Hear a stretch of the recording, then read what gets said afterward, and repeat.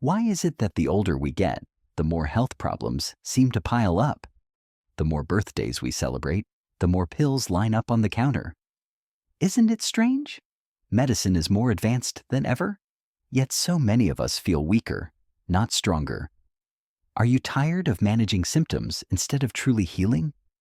Of waking up and wondering, is this just how aging is supposed to feel? I used to think so too. In my 50s and 60s, my body started slowing down. I had chronic fatigue, gut issues, joint pain, and a medicine cabinet that looked more like a pharmacy. I accepted it as normal until I couldn't anymore. Because surviving isn't the same as living. But something changed. It's been over 10 years now, and I feel better, sharper, stronger, lighter than I did back then. And no, it wasn't a miracle drug or some trendy diet. It was 8 simple habits. 8 things I started doing every day that quietly, steadily turned my life around. And if you stay with me, I promise, these habits might just do the same for you. 1. Eat breakfast like a king, lunch like a queen, and dinner like a pauper.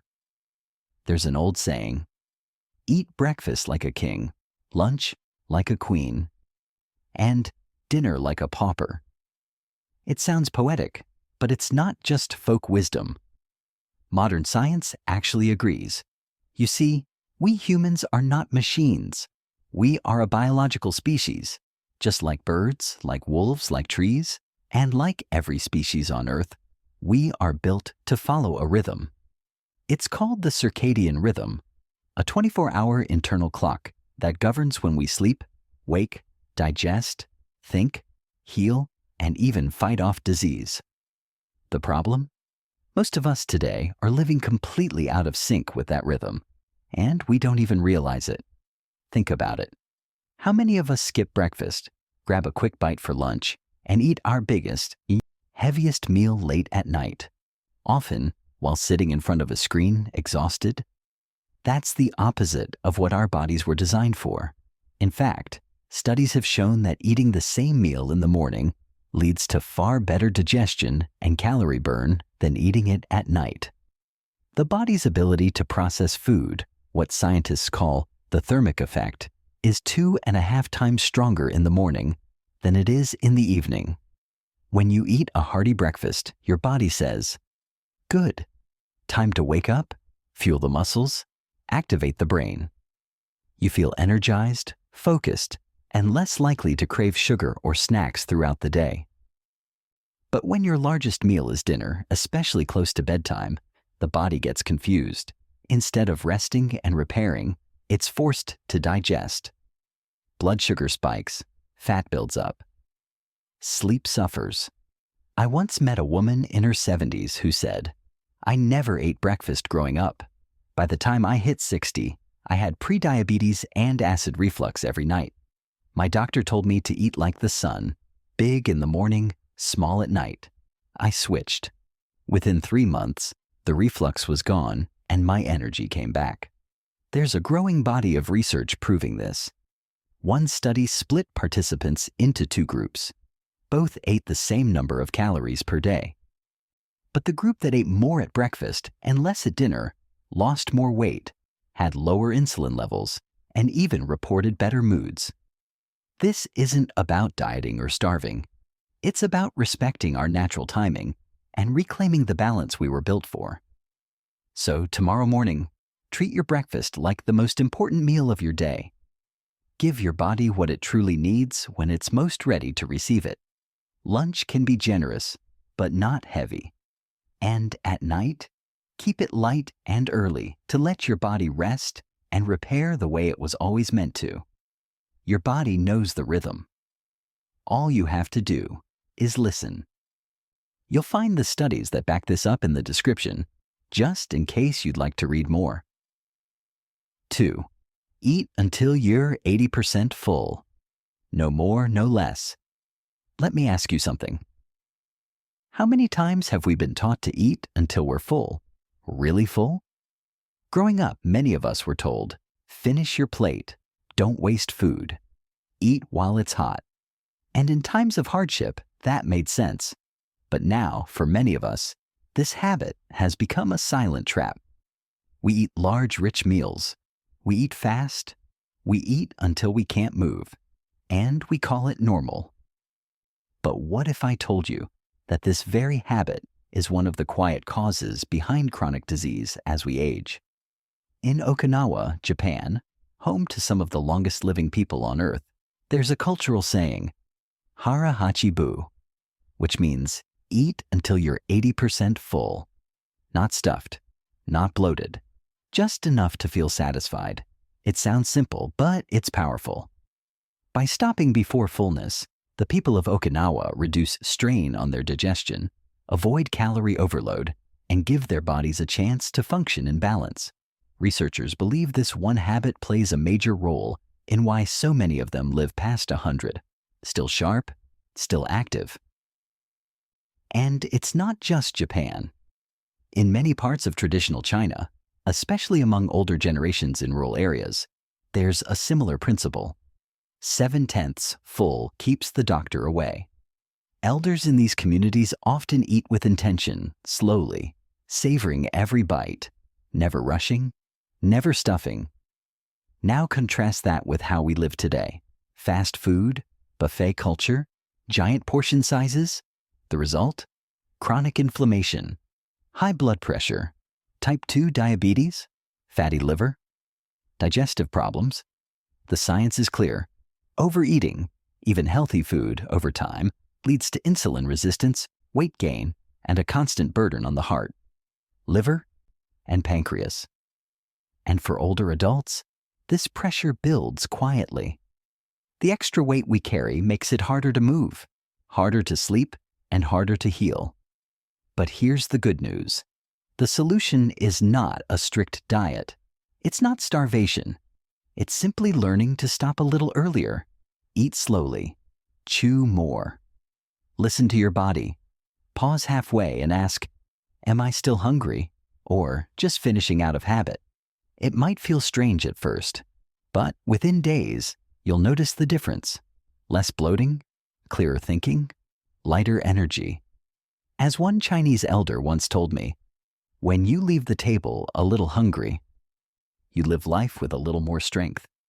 So don't wait for a health scare to start eating with awareness. Start now. Stop just before full. And let your body thank you for years to come.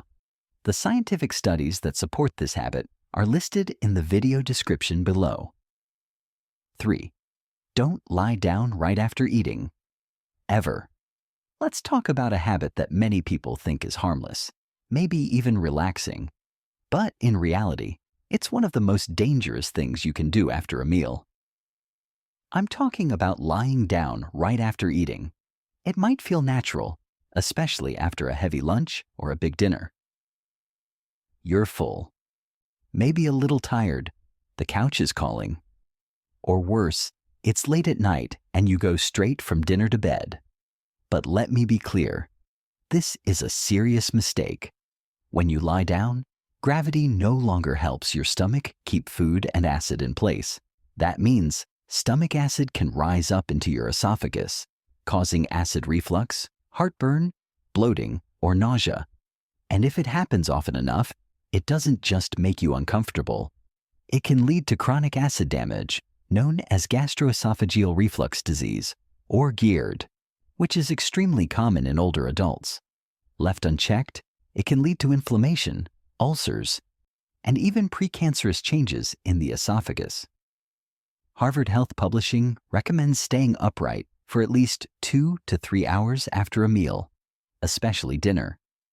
That gives your body the time it needs to digest safely and calmly.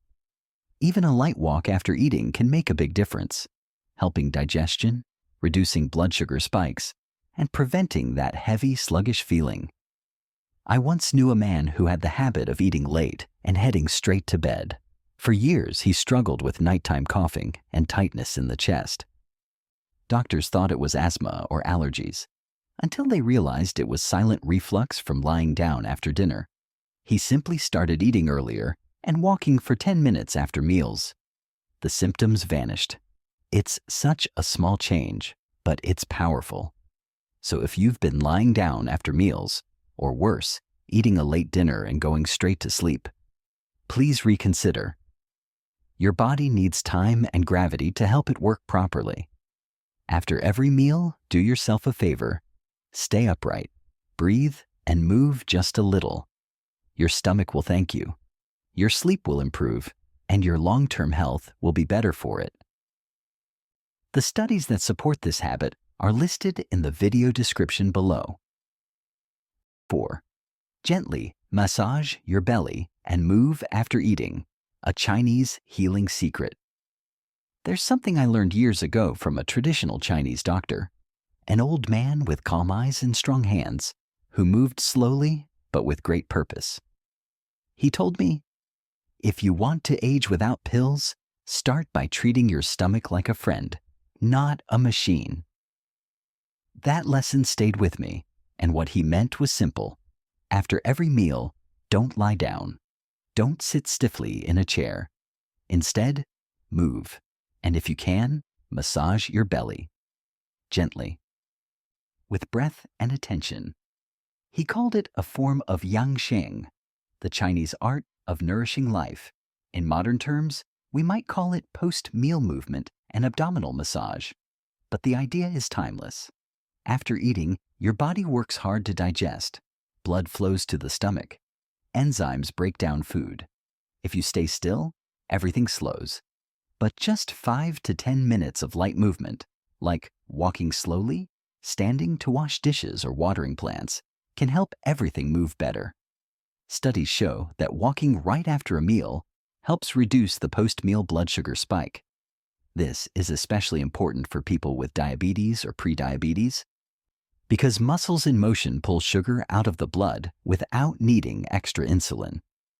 In one study, older adults who walked for just 2 minutes after each meal had significantly more stable blood sugar levels than those who stayed seated.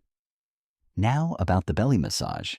That same Chinese doctor taught me to place one hand over my navel and gently rub in a clockwise motion, breathing slowly for 5 to 10 minutes. It may sound strange, but I can tell you, it works. The light pressure stimulates the intestines, relaxes the abdominal muscles, and can relieve gas, bloating, and even constipation. For those of us who struggle with digestion as we age, this small ritual brings a surprising amount of comfort. I've made it part of my daily rhythm. I finish eating, rinse my bowl, take a short walk outside if the weather allows, and then, just before I rest, I sit quietly and massage my belly like a small thank you to my body. It's not complicated. You don't need a gym. Just a little movement, a little breath, a little kindness toward your digestion. These small gestures add up. They bring calm, balance, and flow. And over time, they help your body stay strong and free. The research that confirms this timeless practice is right there in the video description. 5. Sleep early and never after 11 p.m. We've all heard that sleep is important. Doctors say it. Books say it. We say it to our grandchildren. But here's the truth that no one tells you clearly enough. It's not just about sleeping more. It's about sleeping at the right time. And that, my friend, changes everything. Many people believe they can stay up late and make it up the next day. They say, I'll sleep in tomorrow, or I only need 5 hours anyway. But science and experience say otherwise. Your body has an internal clock. It's not just about your mood or your schedule. It's about your hormones, your brain function, your immune system, and even your long-term memory. After 9 p.m., your body begins producing melatonin, the sleep hormone that repairs cells, restores energy, and regulates your immune system. By 10 to 11 p.m., your brain enters its natural window for deep, restorative sleep, especially for memory consolidation and tissue repair. Miss that window, and the cost is high. Studies show that people who regularly sleep late, past 11 p.m., have higher risks of memory decline, slower cognitive function, and even increased risk of dementia as they age. their immune systems also suffer. Melatonin isn't just for sleep. It's a powerful antioxidant that supports the immune response. When sleep is delayed or disrupted, your body can't produce enough of it. That's why people who stay up late often find themselves getting sick more often, healing more slowly, and feeling mentally foggy the next day, even if they think they've slept enough. One study of nearly 2,000 older adults found that those with irregular sleep schedules or late bedtimes had higher blood pressure, higher blood sugar, and even a higher risk of stroke and heart attack, despite sleeping the same total number of hours. I used to think I was a night owl too, but when I started sleeping by 10:30, something shifted. My energy improved, my digestion calmed, and most of all, my mind felt clear again. Now I protect my bedtime like a precious gift. I dim the lights after dinner. I put away the screens. I treat the night as sacred. So if you've been staying up too late, thinking it doesn't matter, please rethink that. Your brain is begging for rest. Your body is ready to heal, but only if you let it. If you're curious about the science behind this, I've included the studies down in the description. 6. Keep the room cool. Not cold, especially at night. There's something many of us do without thinking. We walk into a warm room, feel a little discomfort, and reach for the remote. The air conditioner comes on, full blast, ice cold, refreshing. It feels good at first, but for older adults, this habit may be silently harming your health more than you realize. As we age, our bodies become more sensitive to cold. We lose some of the fat under our skin that once kept us insulated. Our circulation slows, and our ability to regulate body temperature weakens. That means a room that feels just right for someone younger can actually be too cold for an older body to handle safely. Many seniors set their air conditioner to 65 degrees Fahrenheit, or even lower, thinking cooler is better. But when the temperature drops below 68 degrees, studies show that muscle tension increases, joints become stiffer, and blood vessels constrict. This leads to higher blood pressure, reduced blood flow to the extremities, and even pain that feels like arthritis or nerve damage, but is really just the body reacting to cold. You may have noticed it yourself.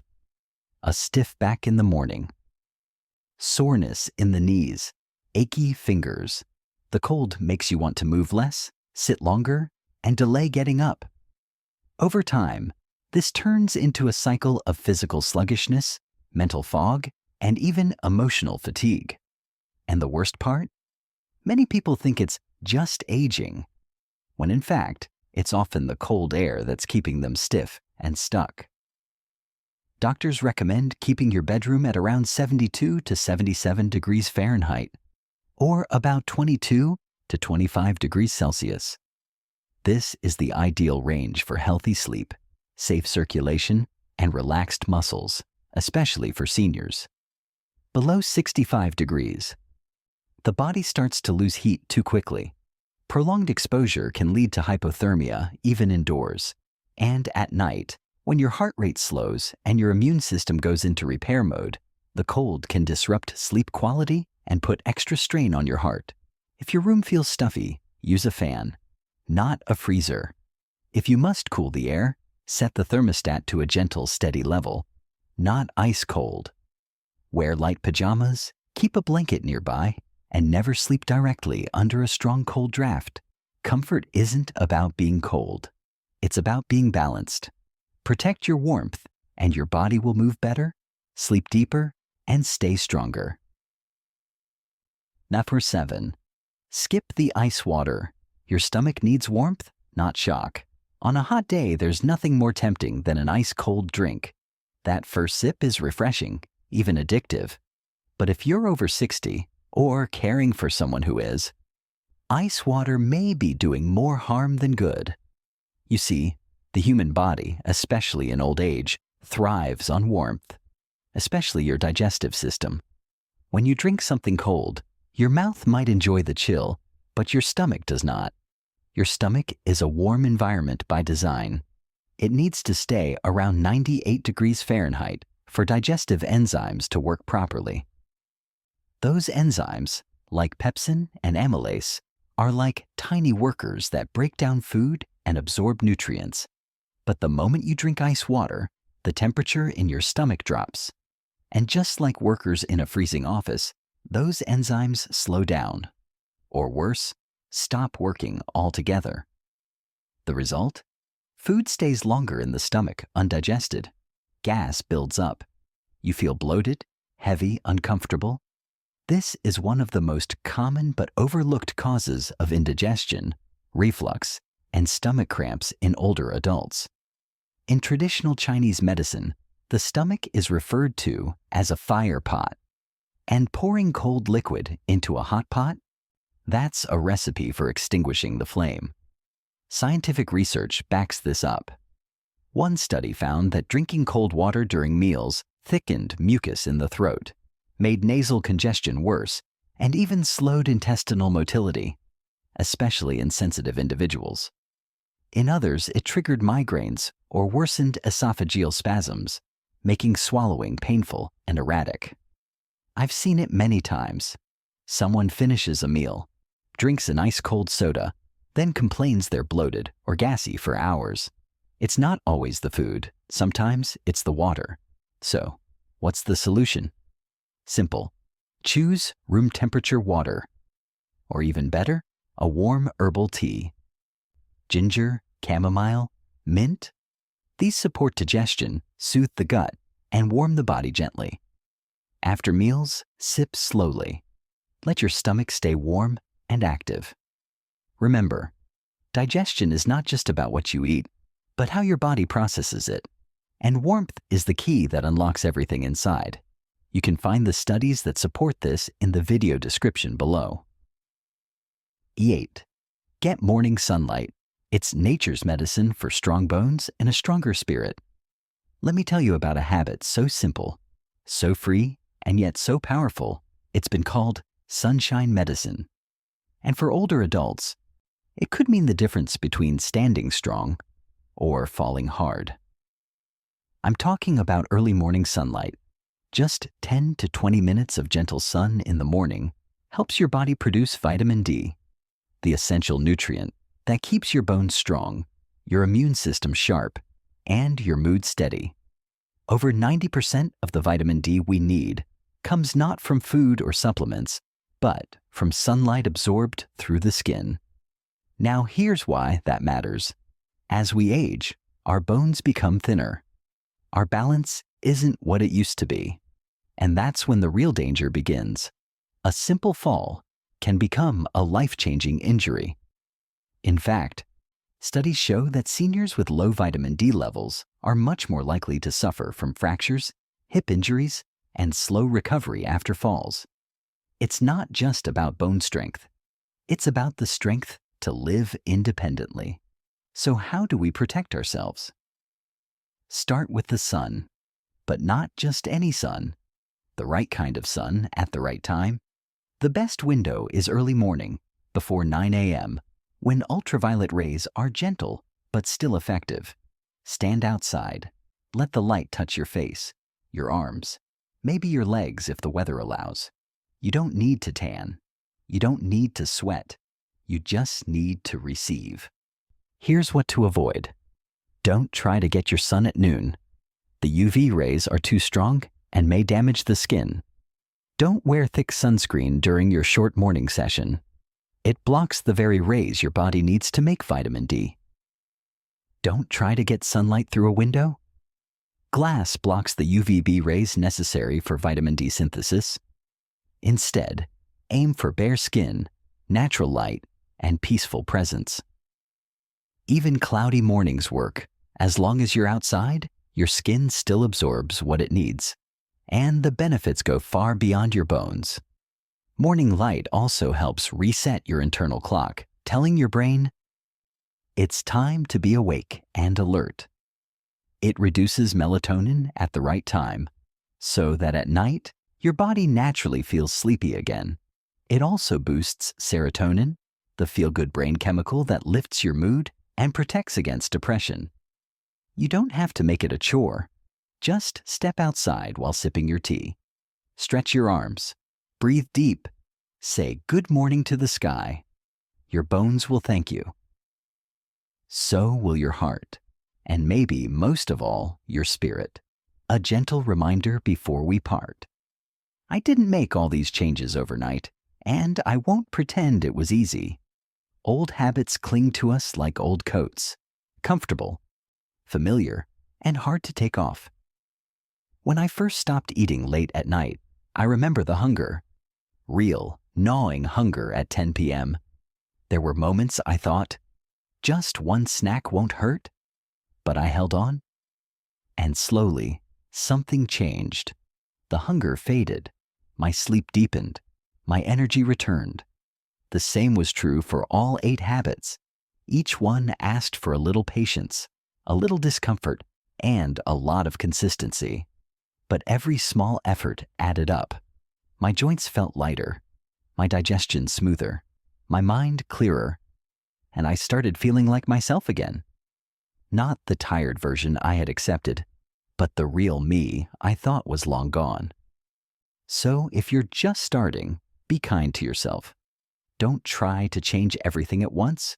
Pick one habit, practice it with care. Let it become part of you. And when you're ready, add another. These aren't trends. They aren't hacks. They're quiet acts of love for your body, your mind, and your future. You deserve to feel strong again. You deserve to wake up rested, move with ease, and live each day with clarity and peace. Start small, stay consistent, and trust your body. It remembers how to heal.